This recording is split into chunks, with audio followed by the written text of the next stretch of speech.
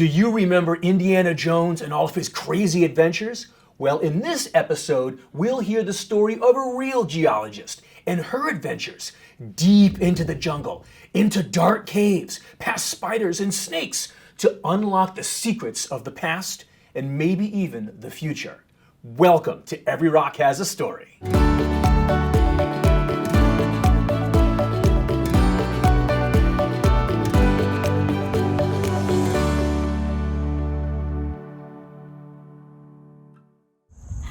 My name's Nefemi, and this is the rock of the day. On the outside, it's really rough and it kind of looks like a potato, but on the inside, it's smooth and has many layers like a tree. I noticed these 3 markings on here, and I wonder, what do these markings mean? How old is this rock, and where does it come from? Hey, Ethan, tell me a little more about this rock. Thank you, Nefemi, for sharing this rock with all of us. Boy, oh boy, is there a lot going on inside of this thing. She's right, it does kind of look like a potato on the outside, but when you slice it down the middle, look at the story this reveals. Nefemi talked about those curvy layers, and also she noticed these 3 markings. What is the story with those markings? We're going to find out. Nefemi also asked, how old is this rock? Now, this is a case where I wouldn't so much worry about how old it is, as much as I would ask, how long did it take for this rock to grow? Now, where do you think this thing came from? What kind of rock is this? The layers kind of remind us of a sedimentary rock, but this isn't really a sedimentary rock. And the curves in those layers are almost like the curves in tree rings if you cut open a tree. But this isn't a fossilized tree. What if I told you that this rock comes from underground, inside a deep, dark cave? That's why we call this rock a speleothem. Speleothem. Now, let me put this speleothem over here on our rock spinner, and I want to tell you about a scientist friend of mine. She collected this rock and others like it. I want to take you to her lab so we can hear what she is learning from rocks like this. Let's go there now. Hey, Kathleen. It's great to see you. Thanks for having me. You bet. Everybody, I'm with Kathleen Johnson. Kathleen is a professor at UC Irvine here in California. And Kathleen, we were taking a look at this really funky rock back in the studio. You gave this rock to me, and I was hoping you could tell us what you're doing with this thing and where it came from. Would you like to come check out my lab and I can tell you all about it? Absolutely. Okay. So here we are in Kathleen's lab at UC Irvine. And Kathleen, you're going to tell us more about this guy. Where did you get this thing?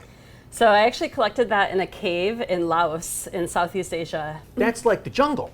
It is, pretty much. So where else have you been to collect rocks and caves? I've been all over. So I've worked a lot in Asia, so in China, in Laos, in Vietnam. Wow. But I've also worked in Mexico, in Morocco, Sri Lanka, and right here in California. That's incredible. How do you find these places? So actually we often rely on cavers, so people who go exploring caves for fun. But then also we have to work a lot with local community members in these countries where we're working. We have a great team of local collaborators and who we've been working with for years now in some of these countries. And so they have provided amazing local knowledge and help with finding the caves and getting access and getting the necessary permission to access them. So that coordination with those local communities is a big part of what you're doing. It is. Wow, that's cool. And then when you find a cave, how do you actually get this stuff? What do you do? Oh, well, let me show you my gear. So we have to go into the cave. Look at this stuff. And we have a lot of special equipment. In these boxes? In these boxes, yeah, that we take with us to the field. And so here's a few things that are especially important.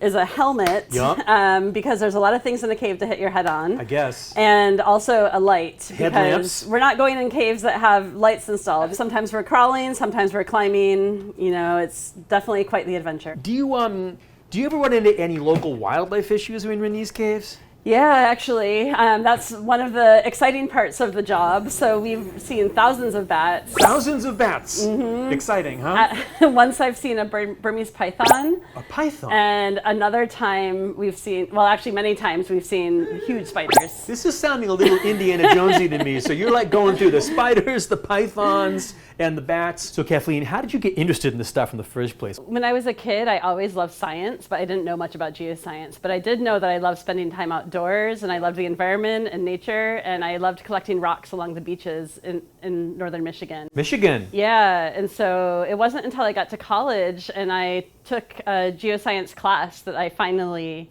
realized that, oh, this is the thing for me. So this is incredible. So with this one, we noticed a lot in this studio. We noticed the lines, but it's cut at the bottom. Where's the rest of this? Yeah, so we actually, this is just one part of a larger stalagmite. So there's actually two other pieces over here I can show you. I see. So yeah, so you can actually fit them together. Cool. You can see how the layers match up. Oh, no way.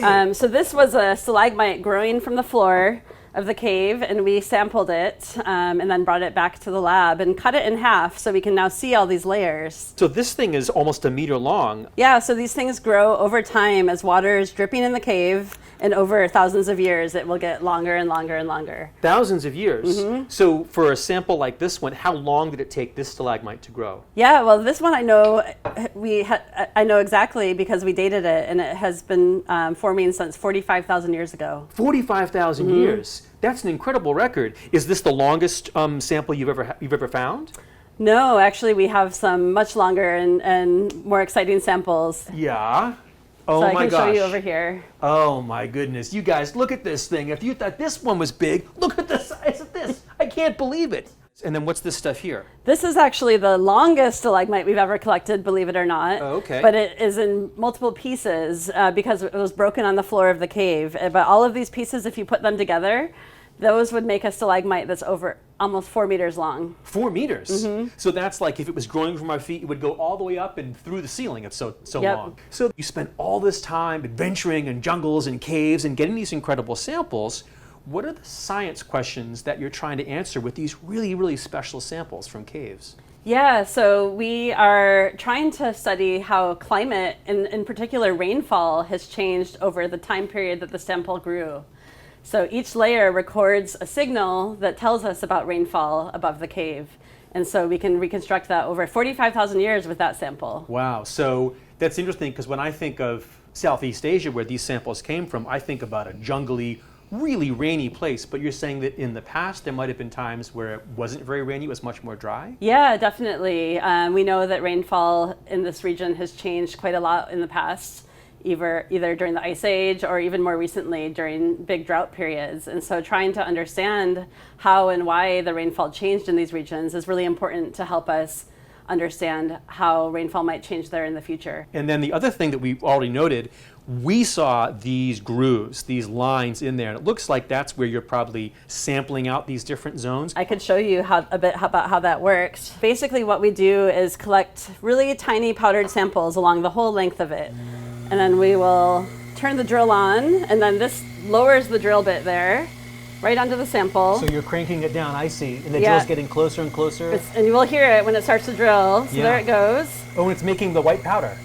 And then we move this to go along the growth layer, a couple of millimeters or so, and then that's it. That's one sample. We take it and put it in a little vial like this, and then we take those vials down to the lab and we measure them in an instrument called a mass spectrometer, and that provides us with the data that we need to study the past rainfall. Wow. Kathleen, this is incredible. Thank you so much for joining us for this episode of Every Rock Has a Story.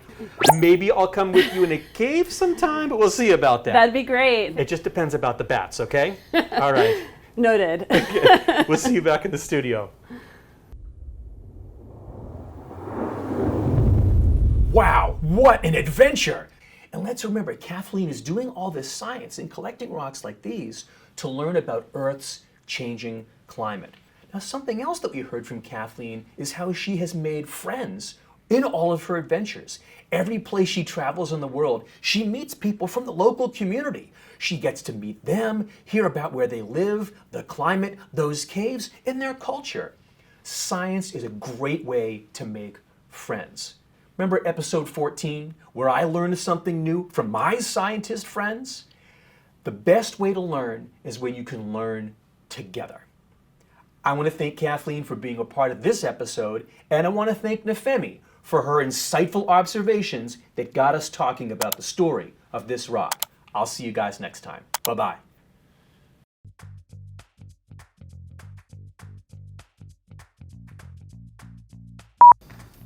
Wow. Are they poisonous? Yes.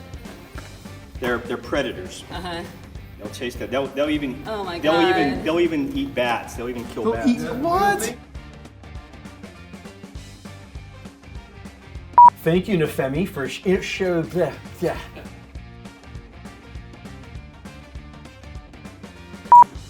Leaving the cave after dark to sleep in the jungle.